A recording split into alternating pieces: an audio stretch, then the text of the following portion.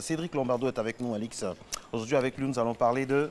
Nous parlons aujourd'hui d'un sujet toujours afférent à l'environnement, la transition énergétique et écologique en Afrique. Bienvenue. Ça s'est bien passé? Vous nous avez manqué, hein? Je vous remercie. Oui, ça s'est bien passé. J'étais parti au Cameroun. Ah, d'accord. Et ça fait du bien de voir des forêts. On a de belles forêts en Côte d'Ivoire. Elles sont de moins en moins nombreuses. Et puis c'est bien de partir un peu là-bas, voir comment ils s'occupent de leurs forêts. Et ils le font bien. Et voilà, on reste donc sur le continent. Donc, l'Afrique a besoin de ressources pour faire face aux défis du développement durable. Cet enjeu est d'autant plus important du fait de leur vulnérabilité au changement climatique.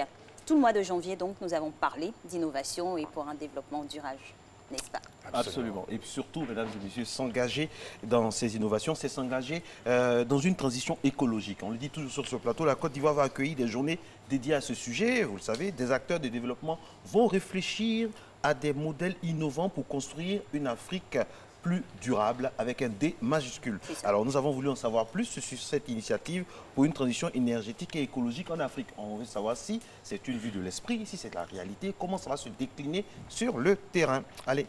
Et voilà, le nouveau mot est donc lâché, transition énergétique et écologique. Mais de quoi parle-t-on exactement?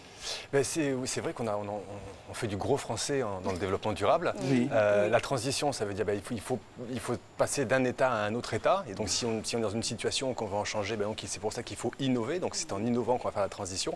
Et dans quelle direction devons-nous partir? Dans une direction avec un meilleur modèle énergétique. Vous savez que c'est l'énergie qui est le principal moteur du changement climatique, de la pollution, quand on voit les voitures, etc. Et cette transition, elle doit aussi être écologique, c'est-à-dire qu'elle doit s'occuper, elle doit améliorer le monde dans lequel nous vivons. Parce que je pense qu'aujourd'hui, nous dressons tous un petit peu le constat que c'est un peu difficile en ce moment au point de vue environnemental. Donc, il nous faut une transition énergétique et écologique, mais le plus important, c'est de savoir comment nous allons arriver à le faire en Côte d'Ivoire. Alors, on taxe peut-être souvent d'indolence à les acteurs du développement durable en Côte d'Ivoire, alors qu'il y a des choses qui se font. Là, notre monsieur développement durable est au Cameroun. Dieu sait comment il agit dans l'ombre pour le développement durable. Alors, il y a des journées qui s'annoncent en Côte d'Ivoire pour travailler sur cette fameuse transition écologique en Afrique. Alors, est-ce que vous pouvez nous en dire plus en exclusivité à Matin Bonheur? Absolument. En plus, elles vont avoir lieu dans pas très longtemps. Donc, c'est le premier élément que nous allons vous présenter ce matin. C'est un peu une présentation de cet événement qui va avoir lieu. Donc, on a le GIFAC 2019. Ce sont donc des journées sur les questions de la foresterie, de l'agriculture, du climat, etc. Et là, ça va avoir lieu donc le 19-22 mars au Palais de la Culture. Donc, les gens pourront vraiment aller rencontrer. Et puis, le plus intéressant, c'est qu'on aura vraiment des experts ivoiriens qui vont venir s'exprimer. Donc, la mission, en fait, c'est quoi pour ce GIFAC? C'est de vulgariser les bonnes pratiques écologiques, mais pour lutter spécialement contre le changement climatique. Ensuite, qu'est-ce qu'ils vont faire? En termes de moyens, ils vont sensibiliser, ils vont faire des formations, ils vont expliquer comment est-ce qu'on fait des montages de projets, comment est-ce qu'on fait un diagnostic, comment est-ce qu'on fait un plan stratégique, etc. Et surtout, comment est-ce qu'on mobilise le financement, car sans argent, on n'arrivera jamais à lancer notre fameuse transition énergétique. Les cibles, ce sont les collectivités territoriales, les communautés rurales et bien entendu nos coopératives agricoles qui, elles, sont très exposées en milieu rural. Et plein de thématiques vont être abordées, comme la transition énergétique, le développement des villes durables, bonnes pratiques en agroécologie, cacao, environnement, santé, etc. Intéressant. Donc, un programme très vaste et surtout, ce qui est très intéressant, c'est un programme avec que des experts ivoiriens. Voilà, donc nous avons les savoirs, nous avons les solutions. De grâce, laissez-nous agir. De grâce, engager la transition. Il faudrait que plus de personnes aussi s'y intéressent. C'est d'où la grande mission que fait Matin Bonheur chaque jeudi matin, de faire la sensibilisation. On espère que Matin Bonheur aura un prix là-bas, parce que Matin Bonheur fait beaucoup pour le développement durable, comme la RTI d'ailleurs. Absolument. Un tour dans la tour de la RTI, vous verrez qu'on respecte vraiment le développement durable. C'est propre. La RTI, il fait bon vivre, c'est bien. Il y a de la verdure, tout ça. Il faut donner un prix à ce jour-là à la RTI. On viendra donner ça aux On vous invite à la Maison Bleue. Bon commentaire. Alors, pour cette journée-là, les thèmes de la journée, donc c'est la transition énergétique et écologique. Il se focalisera sur le changement climatique. Oui, c'est ça? Oui, absolument. Et pourquoi? Parce que le changement climatique, si vous voulez, en fait, c'est le plus gros problème que nous ayons, dans la mesure où, si vous vous rendez bien compte, le changement climatique, on a des causes qui sont des causes de caractère énergétique, mais comme la déforestation va participer au changement climatique. Mais le plus important, c'est que si vous parlez avec nos parents planteurs, vous allez vous rendre compte que c'est eux sur le terrain qui vont en souffrir. Ils ne savent pas quand est-ce que les pluies vont arriver. Quand la pluie va arriver, est-ce qu'on va gagner l'inondation ou bien est-ce qu'on aura vraiment la quantité d'eau nécessaire pour nos plantes? Est-ce que la récolte sera bonne? Est-ce qu'on va avoir des problèmes de sécheresse, etc., etc. Et donc, c'est le changement climatique vraiment qui impacte le plus les populations au milieu rural et c'est ce sur quoi nous devons le plus lutter. Et tenez-vous bien, le meilleur défenseur de l'environnement se trouve en milieu rural. le planteur, toutes les personnes qui vivent en milieu rural ont cette capacité justement à pouvoir lutter contre le changement climatique. Donc il faut qu'on leur explique comment faire. Alors, vous connaissez le pragmatisme de notre émission, alors en Côte d'Ivoire, chez nous, quelles sont les actions et les acquis de notre pays en faveur de cette transition écologique? Parce qu'il y a beaucoup de mystification aussi. Si, alors, ils sont de bonne qualité, j'ai envie de dire, parce que si on fait si on regarde un petit peu nos pays voisins, parfois on se dit que la situation est un petit peu plus difficile chez eux, donc on a de bons acquis. Et ce qui est intéressant dans ces fameuses journées de l'environnement, c'est qu'elles sont soutenues par le gouvernement. Et lorsqu'on a fait le lancement pour annoncer les journées, les GIFAC, pardon, excusez-moi, eh bien, il y avait 2 ministres qui étaient présents, et le Premier ministre, c'était la premier ministre à être présent, que je ne dise pas de bêtises, c'était Madame le ministre du Plan et du Développement. Et donc, nous allons pouvoir l'écouter. C'est elle qui va nous présenter les acquis ivoiriens.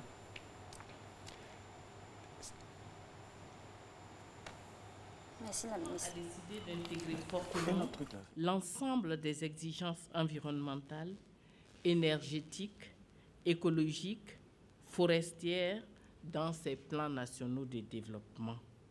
De plus, le gouvernement, avec l'appui de ses partenaires, a entrepris un ensemble d'actions visant à réduire l'impact de l'activité humaine sur l'environnement. On me dit sur la destruction de l'environnement, donc nous allons dire l'impact négatif de l'activité humaine sur l'environnement. C'est des activités, bien entendu, à caractère économique, à caractère social. On nous a montré tout à l'heure les dames faisant de la cuisine pour nous nourrir et qui malheureusement a pour impact de détruire donc l'environnement.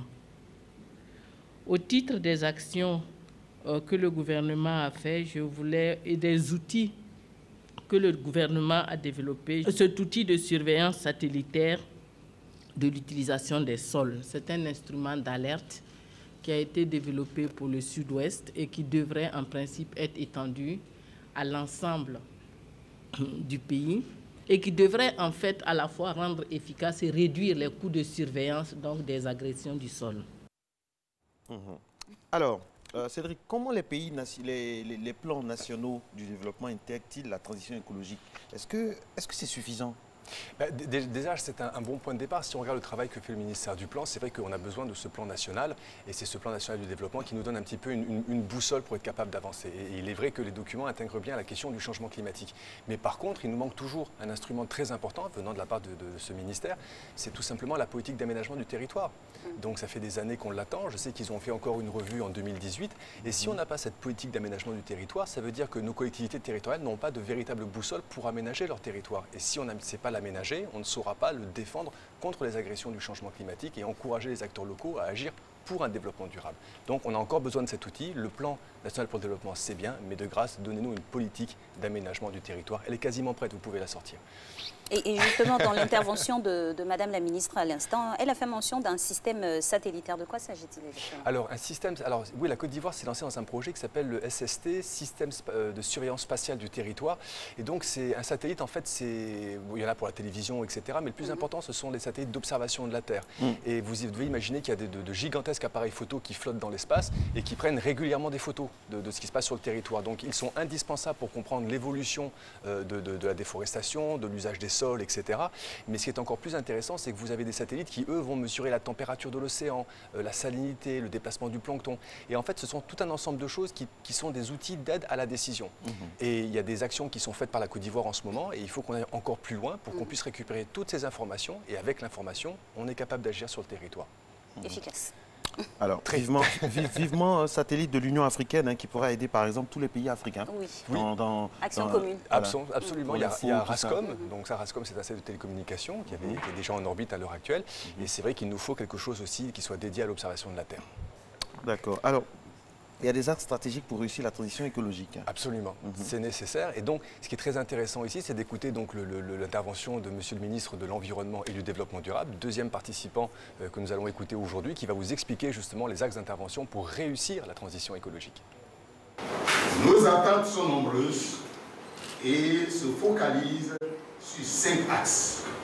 D'abord, vulgariser les recommandations et contenus de nos contributions déterminées au niveau national. Vulgariser les bonnes pratiques et technologiques écologiques et les acquis environnementaux. Encourager les décideurs politiques à promouvoir l'investissement dans le secteur de l'écologie, de l'environnement et des opportunités de l'économie verte. Appuyer l'action des collectivités territoriales et contribuer à la résilience des femmes du monde rural au changement climatique. Oui, mesdames, nos sœurs, nos épouses, il faut que nous contribuions à votre résilience dans le sein du monde rural. Offrir enfin un espace privilégié et un cadre de rencontre et de partage d'expériences en matière de transition écologique. Monsieur le ministre a parlé à l'instant de contributions déterminées au niveau national. Et puis, est-ce que, une question aussi, est-ce que nous disposons de tout l'arsenal juridique pour accélérer le processus de transition? Ce sera pour terminer. Oui, absolument. Donc la contribution nationale déterminée de la Côte d'Ivoire, c'est un petit peu le plan d'action que la Côte d'Ivoire a présenté lors de la COP 21 à Paris. On était en 2015. Donc c'est un petit peu la vision qui se met en place pour lutter contre le changement climatique. C'est très important. Mais comme toujours, vous avez marqué droit au but, c'est que si on exprime cette vision, mais que nous n'avons pas les outils pour être capables d'agir, rien ne va se passer. On a une loi de 2014 sur l'énergie qui est un magnifique document, mais malheureusement, certains décrets d'application sont nécessaires pour engager les acteurs dans la transition énergétique. Et on pourrait dire la même chose sur d'autres lois, en matière d'agriculture, en matière de secteur minier, etc. Nous avons des lois magnifiques, nous avons un très beau code en Côte d'Ivoire, mais nous avons besoin des textes applicatifs, car c'est eux qui vont engager les acteurs dans la transition, une bonne fois pour toutes, car ils n'auront plus le choix. Et c'est maintenant qu'il faut faire. Le changement, c'est Maintenant. Merci beaucoup, Cédric. À très bientôt, merci.